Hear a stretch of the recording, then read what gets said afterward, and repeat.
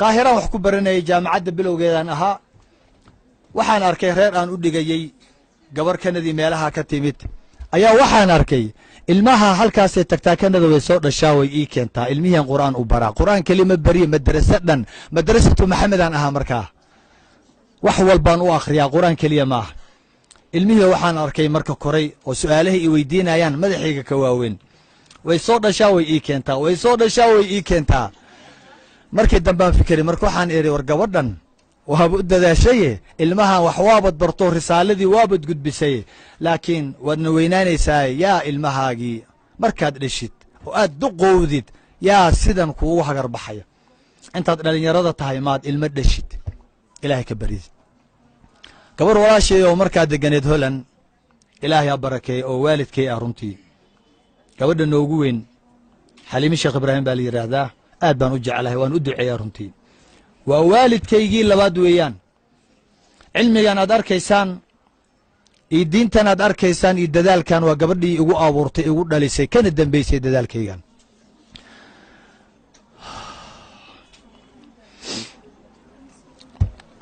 runtiina haysay noloshayda intaan joogay Qaahira iyana guurisay iguna dhowraysay runtii ilaahay waxaan ka baryayaa abaalkeeda janno inuu ka yeelo dad badan baa sidaa runtii loo soo haayay diinteena wafaa wafi inaad noqotidaa la rabaa qofkii noloshaada gacan ka geystay inaad u gudid baa la rabaa waa qofkii hal xaraf ku baray maalin qofkii ku seexiyey qofkii farxad noloshaada geli ha ilaawid walaalihii baa kala tegaya isku uurka ahaa ilaahaynu ka baqno gacmaha iyo wanaagga laynoo geeyey aynu gudno inta aynu karno haddaynan karin aynu u ducayno walaalayaal gabadhii baan u sheegay aan yar inaan guursadaan rabaa waxay tidhi markaa gabdhay dhashay 4 ah allaha u dhowree ayaa waxay samaysay gabar Hollandeys ah oo markaas soo islaanto cadaan ah ayaa gabdhaheeda la joogo reerkeedii ka soo tagtay markaas waxay damacday gabadha muslimadda ah ee hadda soo islaantay in ay igu darto markaas waxaan iri soo cadaan ma aha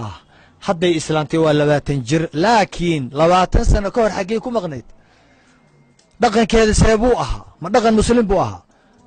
qofka wixii uu ku dhasho uu ku barbaaro ayuu ku weynaada soo ma ogi dhaqan gaaluy ku soo kartay gabadha teeda kale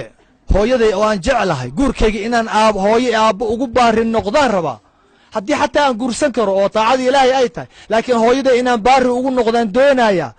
gabadha aan guursanayo hooyo inay barakayso madaxa saarto dhunkataa la rabaa ay la hadli karto uurkeedu wax ku jira ay garan karto gabar cadaana hooyaday maxay isu yihiin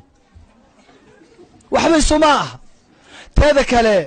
ilmaha ay i dhali doonto hadduu ilaahay ubad isiiyo abtiyaalkood iyo habaryarahood aaway xaggay jiraan reer Sheekh Ibraahim yaan ku xirayaa ma reer muslim aan ku xirayaa mise reer gaalaan ku xirayaa aabihii iyo hooyadii i dhalay abaalkooda ma wuxuu noqday in aan ku xiriiriyo oo aan ku xiro gaal ilaahay oo rasuulkiisii nacay gabadhii wax badan baan u sheegay xataa haddii aan dhinto iyadoonan muslim ah haddii hadhow ilaa way soo gashay diintu wayna ka bixi kartaa sida aynu in badan aragnay ilmihii maxamed sheekh xaggee aadayan jahannama yaa mas-uulka ah aniga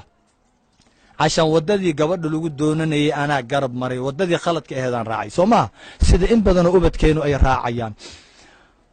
ولا ليال مركي وقبضي مركي سيدا أوجاتي رمتي أبي يوقف فرح ذي ما أيام فريسانين هويو أو جوكت مركا جارسي وعدي سيدي أشيكتي هويو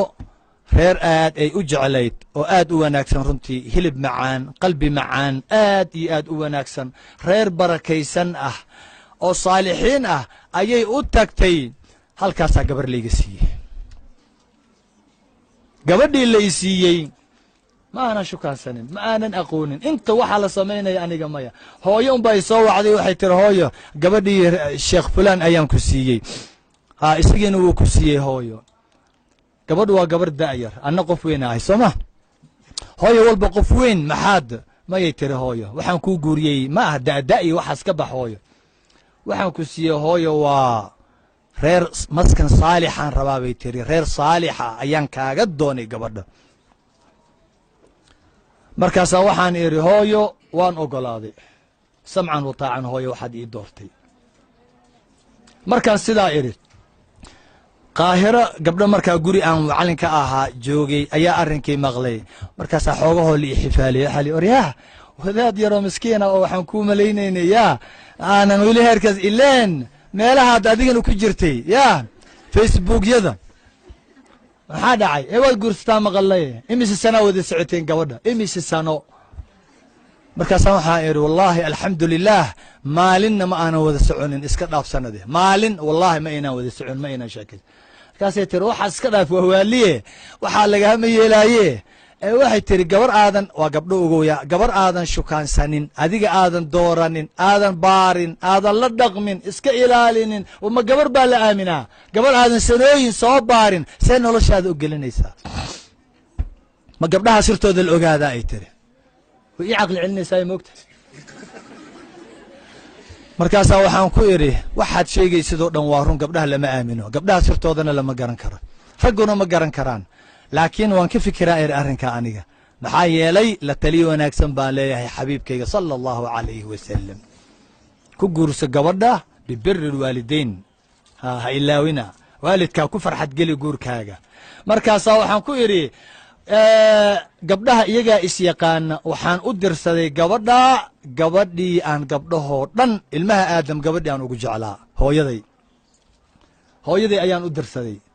iyadaana ii soo ogaatay wayna ka weyn tahay guurna way soo martay wayna ka caqli badan tahay hooyaday iyo gabadhaa yar aan guursanay ma isku caqliba iyadaa ii soo ogaatay iyadaan xil saartay waxay ii garatay gabadhaa laakiin ku qanci maysaane yaah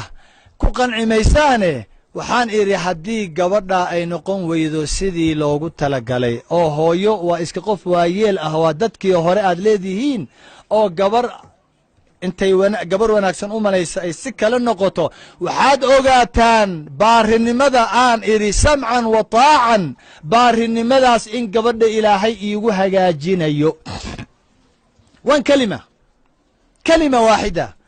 baarinimadaa hadday gabadhaa hooyo siday u malaynaysa aanay noqon oo gabarh khariban ay tahay ogolaanshaha aan ogolaaday hadalka hooyo samcan wa taacan haddaad hooyo gabadhaan ii doortay waa ku qancay aan idhi baarinimadaa macyaar baad mooday